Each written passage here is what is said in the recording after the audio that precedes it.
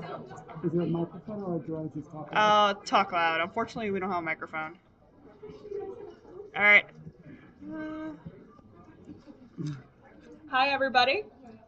I am super excited to introduce our speaker today as part of the lecture series. Just a quick reminder, we have one more lecture left in the semester. It's on Monday, November 27th, our own Laura del Pino. We're giving her lecture in J100. All right, so let's start with let me introduce our speaker today. So Belmont Freeman, informally known as Monty, established his eponymous firm BFA, or Belmont Freeman Architects, in 1986, with the mission to fulfill his clients' visions through elegant and appropriate design across diverse practice sectors. Monty is dedicated to enlightened solutions to synthesize complex, functional, technical, and contextual issues delivered with economy of material and aesthetic means. He is equally committed to environmental responsibility and sustainability, particularly expressed through his expertise in historic preservation, restoration, and renovation. Recognized as an innovative designer, progressive practitioner, and a scholar, Monte is regularly featured in the media and is a columnist for Places Journal. He speaks widely on his work and related research and has received numerous awards from the American Institute of Architects, the American Society of Interior Designers, and other professional and civic organizations, and was named a Fellow of the AIA in 2009. An American of Cuban descent, Monti is regarded as an expert on Cuban architecture, about which he speaks and writes widely. He co-produced a storefront for art and architecture landmark exhibition, Architecture Revolution in Cuba, 1959 to 1969, and has conducted many celebrated architectural tours of the country. He recently acquired and renovated a mid-century modern home in Havana as a base for professional and family activities on the island. Thank you so much for joining Oh, us. thank you. Yeah, all you have to do is press that. Thank you, Deb. Well, Stephanie and Craig, thank you so much for the invitation. I'm happy to be here. I love talking about this stuff, Cuban architecture, and it is a passion of mine. I my mother is Cuban. I was in Havana as a small child before the revolution, but I don't remember anything much about that. I was the first person in my immediate family to go back to Cuba after the revolution, and that was in 1998 on an architectural tour. And I was really smitten with the place. Not only did I feel somehow at home in Cuba, but also just so totally impressed by the architecture of the island, and in particularly Havana. So I started going back a lot, repeatedly. As Stephanie mentioned, I co-curated an architecture show here in New York um, about Cuban revolutionary architecture, and I write on the topic. And I succeeded in 2019 in purchasing a home there, where I sort of reestablished my family in Havana. It's just a few blocks away. It's in El Vedado, if any of you know Havana. It's just a few blocks away from the house in which my mother grew up. And so here we go. I have like a million slides, so I'm going to go pretty fast. So we hopefully have time at the end for some conversation. Um, I'm talking about modern architecture in Cuba, Havana principally, before and after the revolution. And also to sort of probe the fascinating way in which modernism has figured in Cuban society being um, very sophisticated and cosmopolitan, and always absorbing influences and of artistic trends all over the world. And like so many Latin American societies, the Cuba and Havana um, took to modernism very enthusiastically in the 1940s, 1950s as evidence of Cuba being part of the progressive first world. In 1959, with the socialist revolution, the revolution was very much a modern revolution. They were very interested in all the latest technology and everything, but they very subtly shifted the deployment, the symbolism of modernism away from being part of the first world, as it was called then, but becoming a leader in the third world, of trying to demonstrate to the world and to other countries in Latin America, Africa, and Asia how modernism could be put to use in building a socialist society. And you'll see the difference in the shift, the continuity of modernism all the way through the 20th century, but also the shift after the revolution. That makes a fascinating story. Um,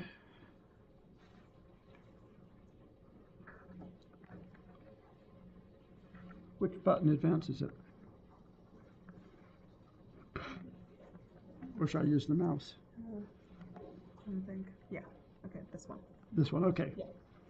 There we go. Here's the iconic El Morro Castle that protects the mouth of the harbor of Havana Harbor. Havana, its very reason for being is the enormous harbor that is very deep, easily fortifiable, and was in the early colonial days the harbor in which the Spanish armadas, who were taking all the gold and stuff that they took out of Peru and Mexico and silver, they would gather in Havana Harbor to go back to Spain with their booty. And likewise, coming from Spain, Havana, Cuba was one of the first harbors that they would hit. So Havana was always, and Cuba as an island was early on very important for provisioning trade back and forth across the island. It's enormous wealth that accrued in the 18th, 19th centuries was based upon the sugar industry, on which I could give a whole lecture about sugar, but suffices to say it was just enormously profitable crop for the Spanish colonists. And it was the productivity of the sugar industry was what sort of retarded Cuba's independence from Spain all the way to the 1890s. It was really not until 1899, 1900 that Cuba gained independence from Spain, whereas Mexico and Colombia, Venezuela, they were all in the 1820s. The Spanish crown just couldn't give up the income from sugar. But that income also financed amazing building programs. Cuba has this rich legacy of architecture from the early 18th, 17th century all the way through to the end of the 20th century. I'm not going to bother reading. You can read yourselves the names and the dates, but these are examples of the magnificent architecture that fills Havana from the colonial period. And then after independence, which, as I said, it was 1900, and Cuba became a republic, there was another enormous building wave of construction with new buildings, different iconography to celebrate Cuba, shedding its colonial history, declaring the country to be a modern republic. You can see on the lower right, that's the University of Havana, which was very clearly modeled after the steps at Columbia University, even to the same very similar statue of Alma Mater. During the high eclectic period, the early first 2 decades of the 20th century, these very wealthy Cubans, many of them imported architects from abroad. Paul Bellau was from Belgium, and of course Carrere and Hastings, the architects of the New York Public Library, designed this palace. They were out of New York. Art Deco, wonderfully represented in Havana. Cuban Art Deco is a little bit more French influenced than, say, the Art Deco that you see in Miami. Somewhat more refined and elegant.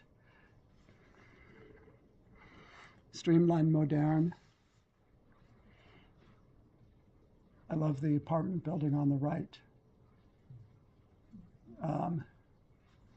And then we sort of get more into the modern period. This Radio Centro building is generally It's what is it, 1947? It's generally considered to be the first, like, really clearly 100% modern building in Havana. It's combined a big movie theater, an office tower, and a big block of radio and television studios. So it was even a very, very modern um, program. If anybody saw the movie Strawberries and Chocolate, a lot of the action took place in and around the Yara Theater. Institutional buildings, quite progressive in the 1950s. This one's terrific with the precast concrete columns. So the structure is precast concrete, but to very expressive ends with this diamond shaped facades. And I love that building. These are all, everything you've seen up to now is in Havana, but the island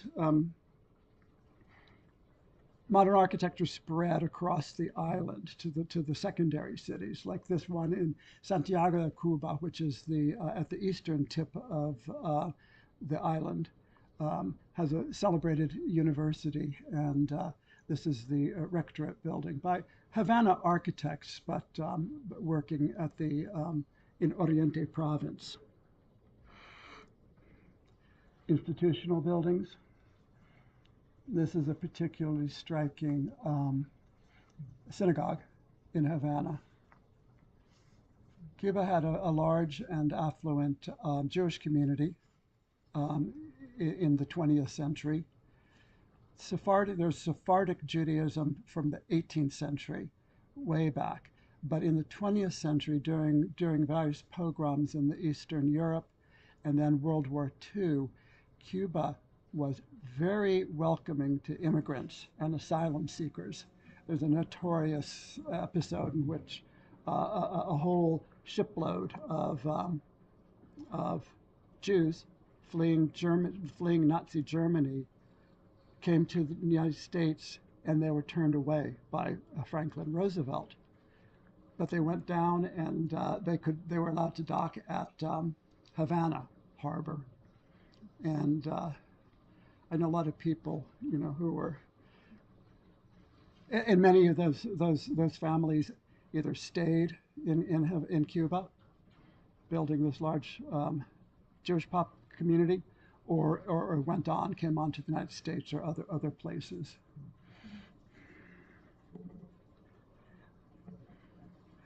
Tourism. Post-World War II, boom in tourism. 90% of it from North America. And so you have these fabulous hotels that were built in the 1950s. The Havana Riviera Hotel was built by Meyer Lansky. And it was really, North American organized crime was very active in Havana during the 1950s, when the country was ruled by a very brutal dictator named Fulgencio Batista, against whom the revolution was fomented, partly because he was just so brutal and holding on to power, but also he was basically selling off the country to North American mafia. And that was one of the great objectives of the revolution in 1959, to put an end to that corruption. Clubs for the tourists and the, Havana elite. Max Borges Recio, he worked with Felix Candela on a number of projects, and he was a real master of thin concrete shell construction. He was also the first architect I ever met in my entire life. I think I was in fourth or fifth grade. He had designed a house for my great aunt, and he emigrated to the United States at the time of the Revolution, as did my great aunt, and we all lived in Washington, D.C., and he would come over to visit his old client. And she'd say, "Oh, Montito wants to be an architect. Ay, qué bueno." But the real innovation in Cuban modernism in the 1950s was really in the residential sector, single family private houses. I mean, the Cuba had a very affluent and progressive middle class. They were very interested in having modern houses, totally unlike the United States, where people want a colonial or a Cape Cod or Tudor, very conservative. The business class, professional class of Havana, very interested in modern architecture. And their whole neighborhoods where you just drive block after block of just the most amazing modernist houses. This is considered to be sort of a landmark of sort of the first really modern house, even though it retains a lot of the traditional building forms like the pitched tile roof and the patio, but also you see very much like Luis Barragan was doing in Mexico with these big, broad, blank concrete walls. Also, Cubans architects were very aware of international trends, and they got to see up close a stunning modern house when Richard Neutra designed a house for a Swiss banker, head of a Swiss bank with a branch in Havana. He and his wife commissioned Neutra to design a house for them. Um, and it's now, very cleverly at the time of the revolution, he sold it to the Swiss government. So it's now the residence of the Swiss ambassador in Havana. I've been to a lot of nice parties there. But I'd say that the greatest of that generation of the 1950s was the architect Mario Romagnac, who stunned everybody with this house built in 1949 up on Piloti, just amazingly modern, but and an exquisite work. And he was very influential. His work is published a lot in the Cuban architectural press. He also was my teacher at University of Pennsylvania when I was in my M.Arch program. Mario Romagnac was doing a teaching gig at Harvard at the time. He was working for CERT also on some projects in Havana, a new master plan. But he was in Cambridge, Massachusetts at the time of the revolution. So he just stayed, and his wife and his two little children came up and joined him. Now, I have to remind everybody that in 1958, 59, when the revolution triumphed in 59, a lot of people left the country, the wealthy people, professionals. Nobody thought they were leaving the country forever. They thought, well, give it a couple of years till this Castro guy, blows over, and then we'll go back to Havana. That had happened repeatedly in Cuban history when political winds change direction and there's violence in the streets. People of means would leave the country and then go back when there's a change of administration. Big difference is this time it didn't happen. So it's been 70 plus years. But this house, beautiful house, is now leased to the Venezuelan government. When Hugo Chavez used to come to Havana, he would stay here in this beautiful house. Mario also did a number of really remarkable houses, like this one with it's almost like Louis Kahn with whom he was very good friends later in Philadelphia, but he was aware of his work and vice versa. Concrete frames with infill of brick and wooden louvers. This house is very well maintained, unlike this equally great house from 56, is now like so many houses, large houses in Havana, divided up into apartments and in not great shape. One of his talented colleagues and contemporaries was Frank Martinez, who designed this exquisite house. It was built for two sisters, both of whom were doctors, and it's two flats, identical flats, one on top of another, elevated on Piloti, and it's on a very steep hill. So all the servants' rooms and the laundry and everything are down a level. Um, and this house has stayed in the same family ever since it was built. So consequently, the interiors are all intact, even with all the original furniture from the 1950s. It's quite amazing when I take people there on for Society of Architectural Historians or Docomomo tours. You know, people flip because it's a time capsule. It's just right out of the 1950s, and thankfully maintained very well, as well as it can, by the original family. A little bit of Brazilian style architecture, modernism. Cañas Abril and Nepomeche designed this house, and you can see sort of little Oscar Niemeyer. You got the hyperbolic paraboloid porte cochere, and then on the patio side, the garden side, this curvy, swoopy canopy and pavement. And Manuel Gutierrez with this very bold, vaulted house.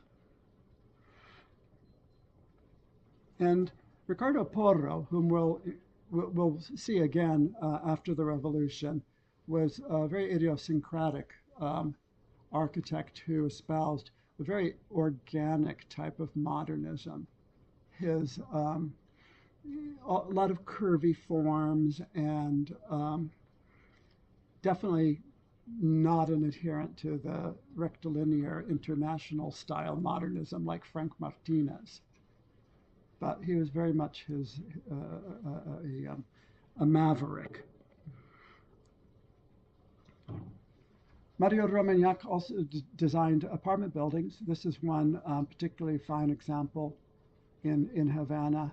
Again, you can see sort of the concrete structural frame and the brick and wood infill. Very nice apartments in there. And this was the period when Havana was going high-rise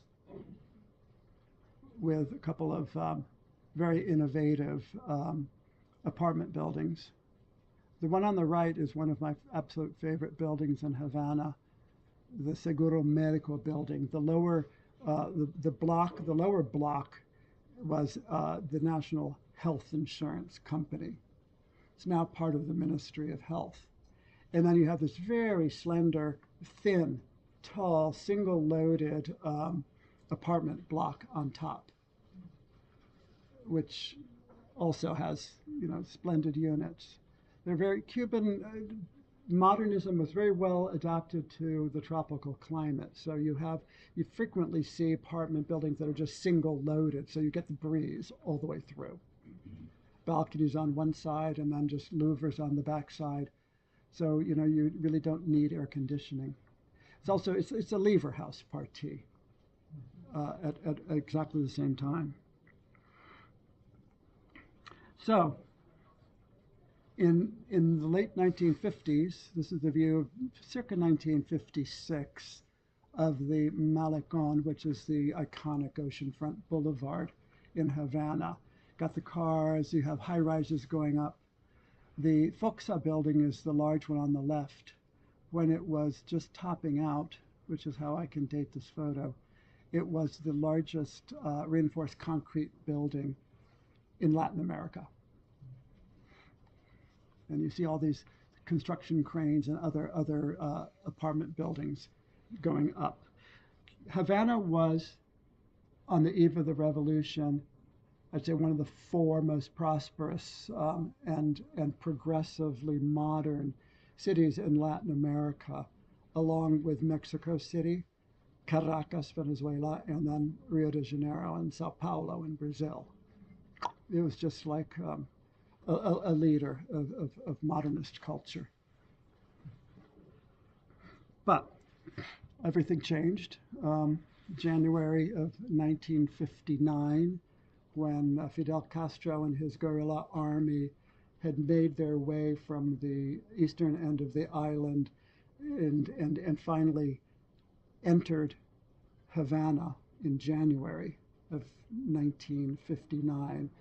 Batista, after getting news of all his defeats by his military during different battles on the island, fled the country on New Year's Eve, 1958-59, along with his close advisors and a lot of money taken from the gold bullion taken from the National Bank. I like this slide, this image, because it's, you see this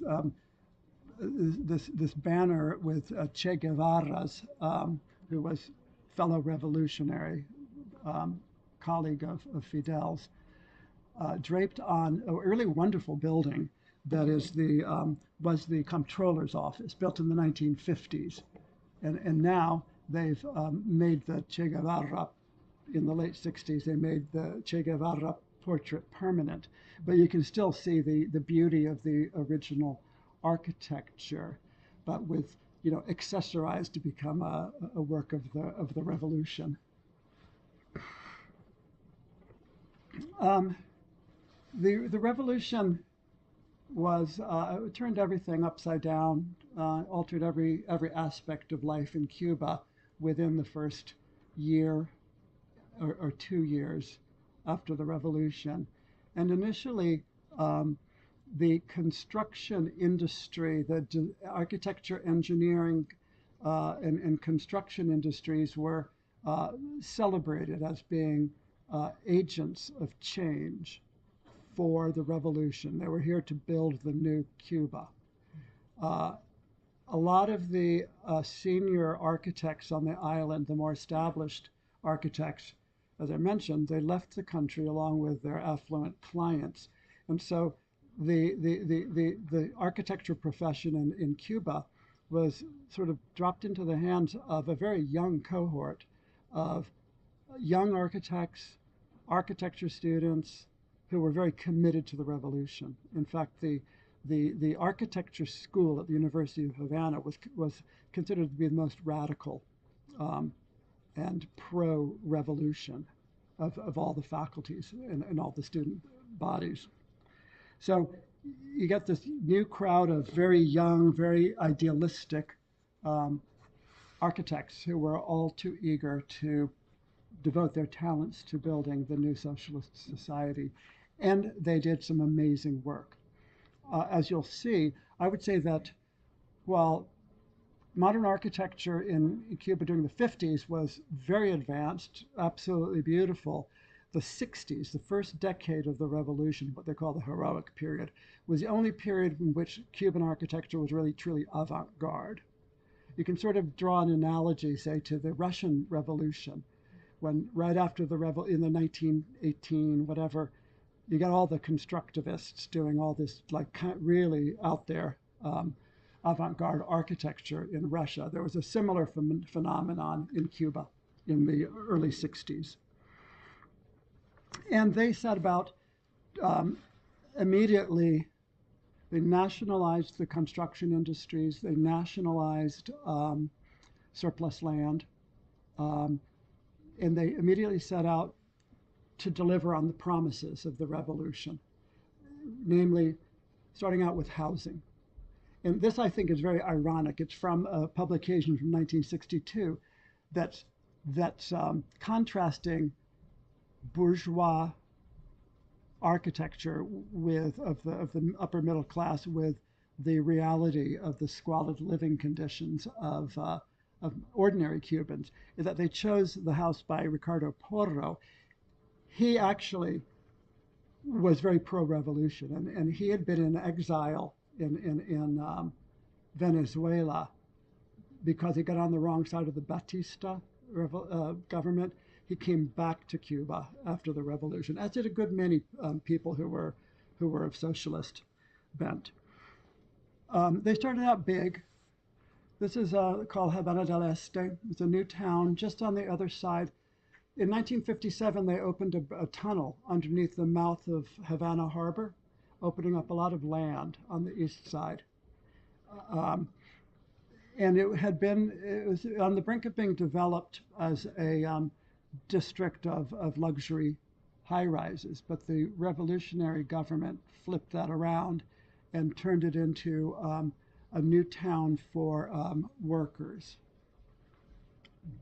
And some of the architecture is it's very, conventional, but the planning was very astute with um, different sectors, each with its own little school and senior center and stuff like that.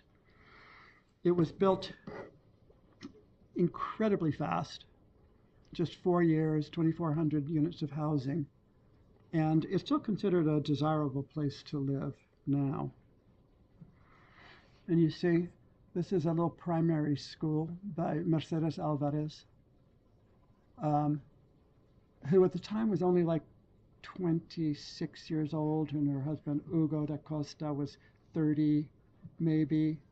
And I was there in when we were making a film in connection with the Storefront for Art and Architecture show. I asked Mercedes on site of this adorable little kindergarten school. Notice the green roof, very advanced for the time. I asked Mercedes, I said, you were just kids. They'd never built anything except for a beach house for Hugo's uncle. And suddenly they were entrusted with developing this 40-acre site with thousands of units. They brought in other architects to work with them. She said, no, we were too young to be scared. You know, so this was our revolution. This was our chance to do something. So there were a lot of new towns that were started across the island. Not that many completed, like Havana del Este, but there's this concept of building an entire new society with every new, housing development has to contain a cinema, a school, a food co-op. High-rise construction became less and less of a factor, though I do happen to love this Hiron Towers, right on the Malecon, sort of the Gold Coast of Havana. Brutalism, that half the people, all the architects love this building. Most ordinary people don't, but that's the fate of brutalism all over the world. This is like about one of the last high rises. It became increasingly hard after the imposition of the U.S. embargo in '62. It became harder and harder to import materials and things like elevator equipment. So you more often see low-rise housing development, like this one. Whereas before the revolution, the single-family house was the most important sort of arena for architectural innovation. That became an extinct building type because there were no longer any middle-class clients or upper middle-class clients to commission custom houses. But the government, in effect, became the only client for construction after the revolution. And they did some developments of single-family houses. This one I think, is particularly charming with these little round houses. And you see, the houses are clustered around a circular market building. This, by the way, by Frank Martinez, who designed that really international style looking house for the two sisters, the two doctor sisters. He was one of the few well-established architects who stayed after the revolution. Stayed for about a decade, and then he got fed up and left. There's a great interest in prefabrication, industrialization of architecture, of buildings, with the notion that if they could industrialize the fabrication of housing components, they could export it to the provinces. There's a great emphasis by the new revolutionary government to improve the living conditions of people outside of Havana, people living out in the countryside who were woefully neglected by the prior government. So they thought they could, build housing fast with prefabricated systems. This particular one, Fernando Salinas Multiflex, a kit of parts, all precast concrete. They built some prototypes, but it didn't go into large-scale production. A little more avant-garde and wacky was this by Hugo Acosta and Mercedes Alvarez of cement asbestos housing, the units that you could plug together, stack them, string them along, and make a house or an apartment building. Then in 1962, the Soviet Union with East German engineers donated and built for Cuba a large-scale prefabricated concrete plant in Santiago at the eastern end of the island. And the stuff that came out of it initially was had, I think, a fair amount of considerable architectural integrity. And they were able to build a whole lot of housing for people who needed it. And it's still there. You have to put on special glasses to appreciate the quality of the architecture, because as everywhere on the island, maintenance is a problem. In the tropical climate, things get pretty icky fast. One prefabricated housing development that was very successful was out in the Sierra Rosario to the west of Havana. It was a village built for forestry workers and for ecotourism. And the clue to this system's viability and success is that every single concrete component could be lifted by 2 men. So you didn't need heavy equipment. They set up a little factory on site to make all these columns and wall panels and roof panels. And it is a totally very pleasant village now. You can see upper left-hand corner is the movie theater. You can see the tiered seating poking out. Education was a big push.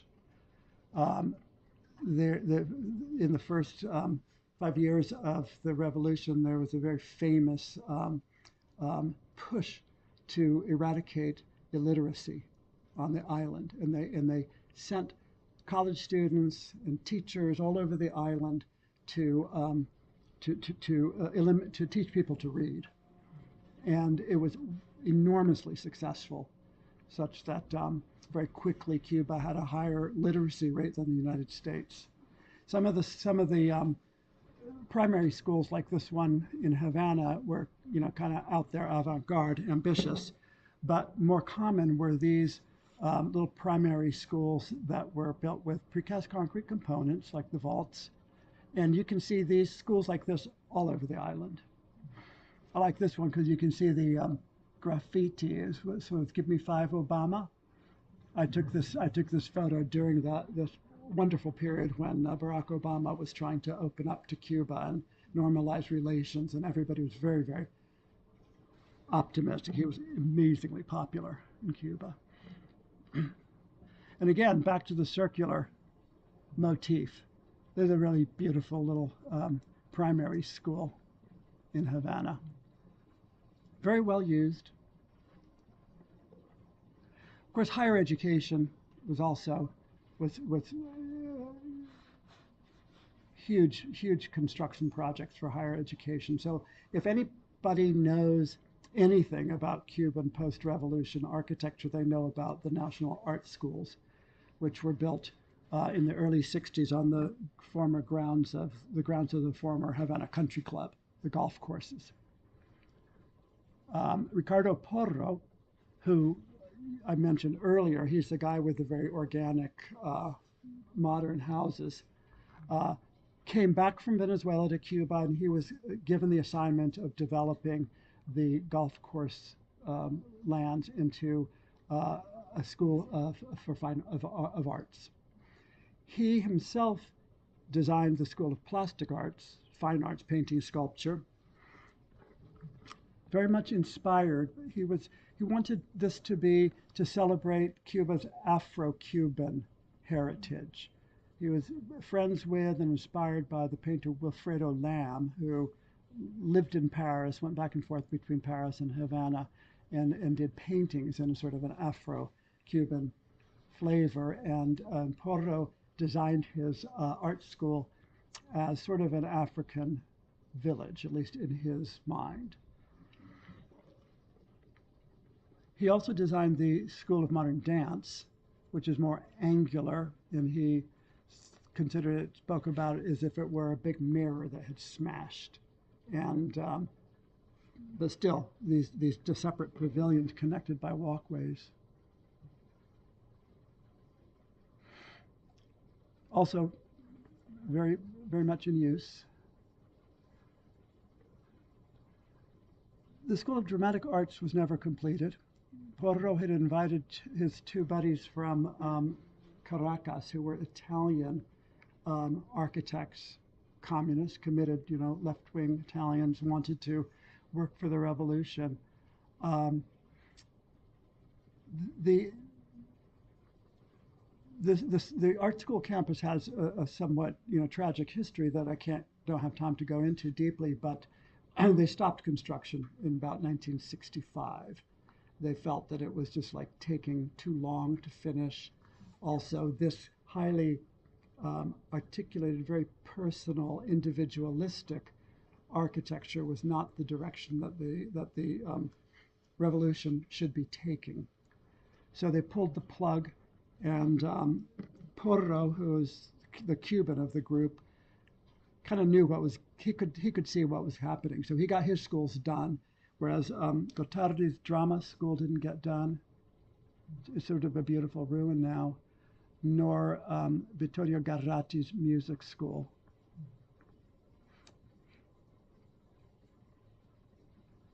There are schemes to finish these schools, but they ran out of money. I mean, they haven't done it yet.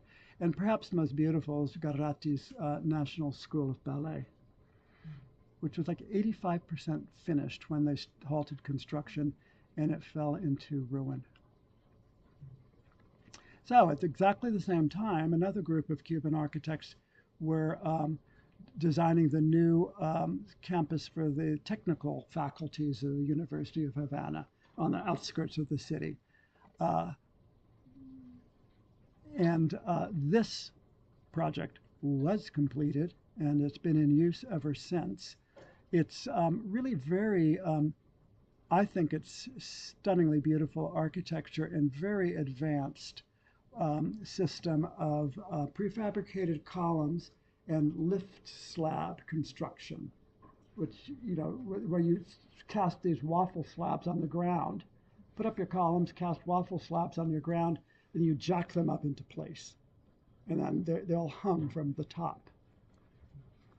And I think the result is actually quite a model of a college campus in a tropical climate, because all the different pavilions and buildings are connected by covered walkways. So you're out of the sun, you're sheltered when you get your afternoon torrential rainfall. Sports facilities, more virtuoso concrete. This is the gymnasium of the same complex in Havana. And Cubans are crazy for baseball. And so they built in the revolution in the 1960s, they built baseball stadiums in every town, across the island. This was sort of like a prefabricated concrete kit of parts. So you'll see a few that are identical in different cities. Pleasure facilities for the people.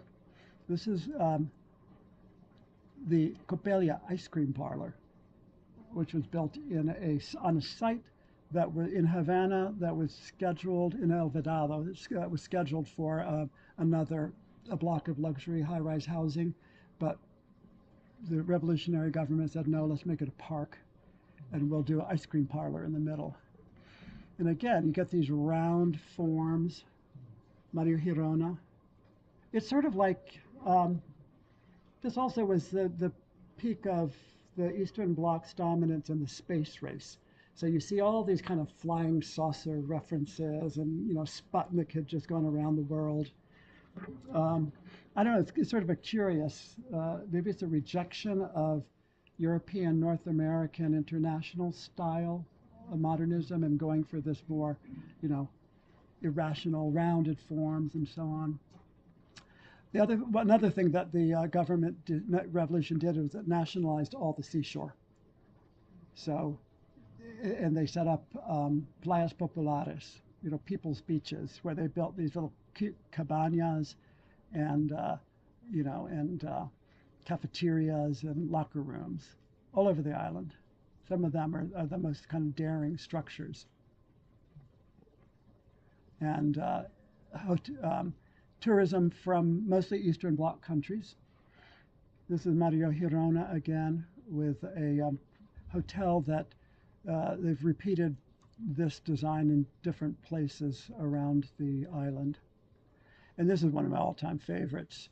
It's Casa de los Cosmonautas, 1972. Antonio Quintana. It was built as a rest and relaxation home for Russian cosmonauts. After they've gone, you know, on their space missions, they would get a trip to Cuba to veg out by the beach, and also military brass.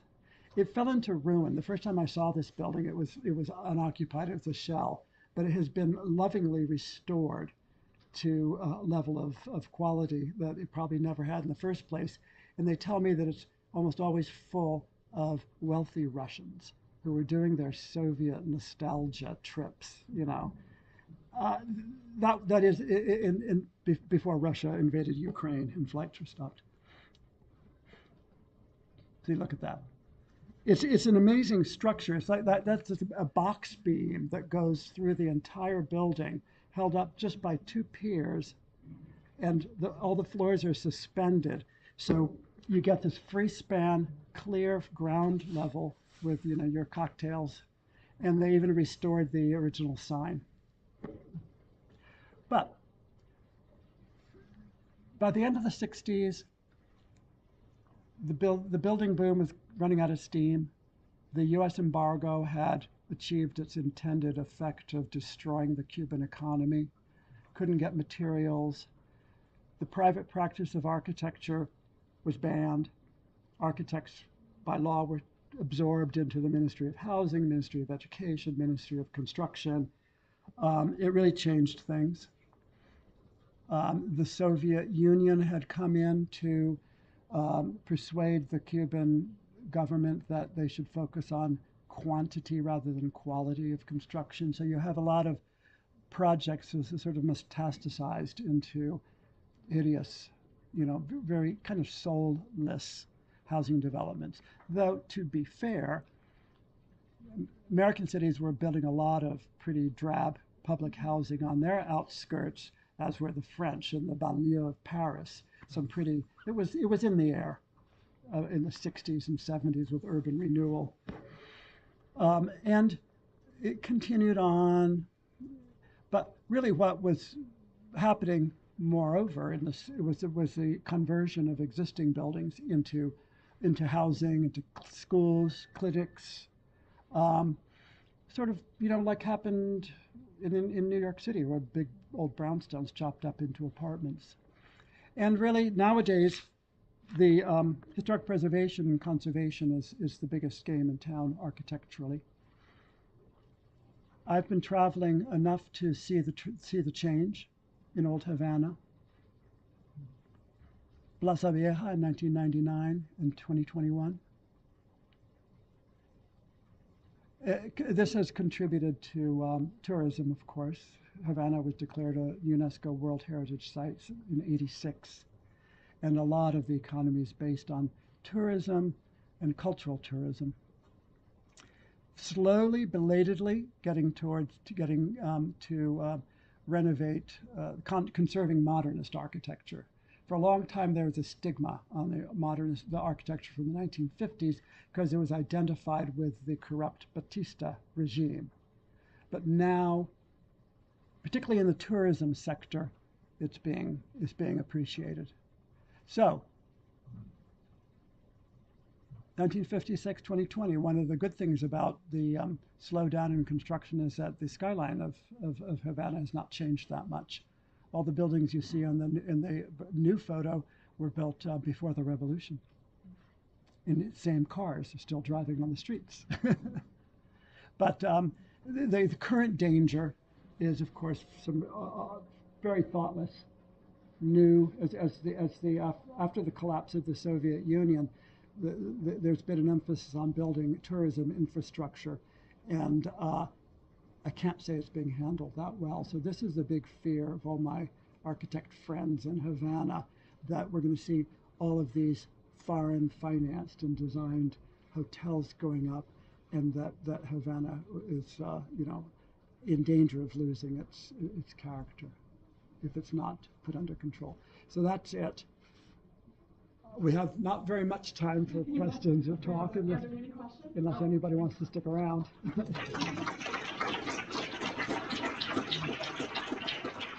Thank you, thank you. Yeah.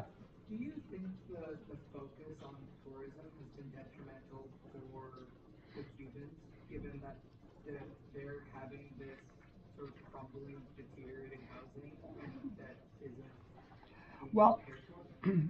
well, those are two, not necessarily a cause and effect there. I don't think that tourism and building the tourism industry is detrimental to the Cuban people, because it's a reliable source of income. That's what Cuba needs now, among other things. They need income, money.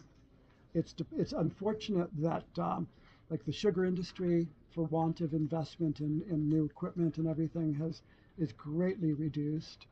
They do a lot of this tobacco, cigars, of course. Cuba has developed quite a sophisticated and impressive pharmaceuticals industry, and also medical.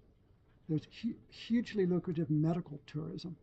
People come from all over Latin America to Havana for surgery and things like that, because they're medical. It's a highly educated population.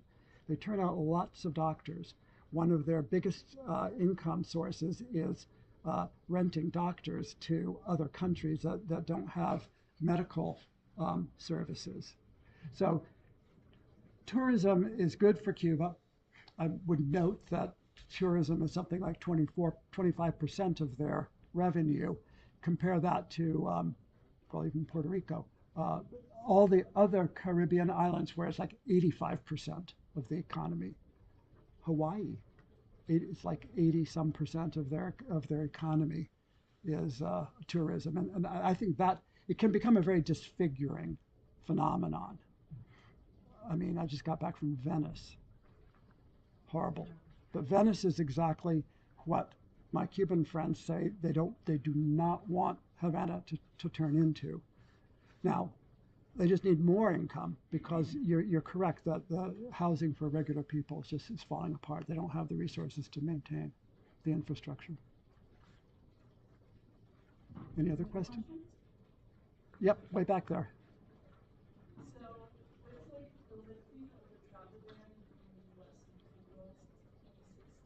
Yes.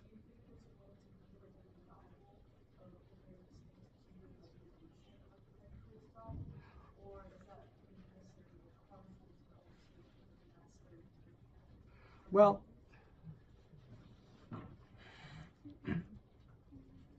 travel restrictions were lifted in 2016. They were reimposed under the Trump administration. So travel from the U.S. is much reduced from what it was before. There are a lot of very successful hotel developments that are going on, but those are usually not like the really big ones that I'm showing here on the screen. Conversion of historic existing buildings, and that's a good thing. I think that Cubans, I mean, people in Havana are very proud of their architectural heritage, and there are protests. I mean, when people get very upset when they see one of these beautiful old buildings falling down or being demolished for a new project. I mean, I myself hope fervently for. I mean, I'm disappointed that the Biden administration hasn't lifted a lot of they haven't lifted all the restrictions that he promised to. And one of the reasons is that your dear Senator Bob Menendez, who's Cuban American, was Democrat, but violently opposed to any opening up to Cuba. So as head of the Foreign Relations Committee, he could nix. He can veto or really impede opening up to Cuba, lifting travel restrictions and stuff like that. But he's now out of the chairmanship of that committee, and I'm hearing rumors that the Biden administration, before they were distracted by Ukraine and Israel and Gaza, were preparing some new, more lenient measures.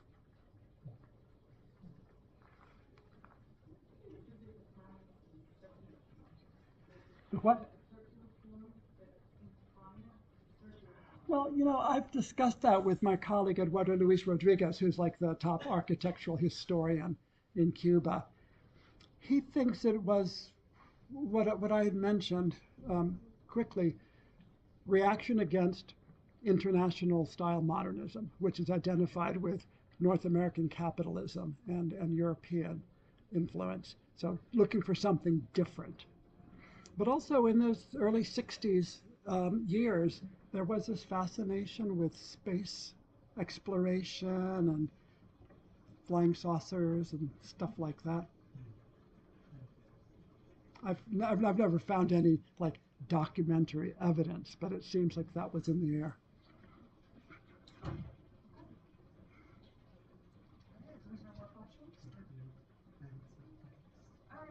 Thank you so much for your lecture. Oh, my pleasure. My pleasure.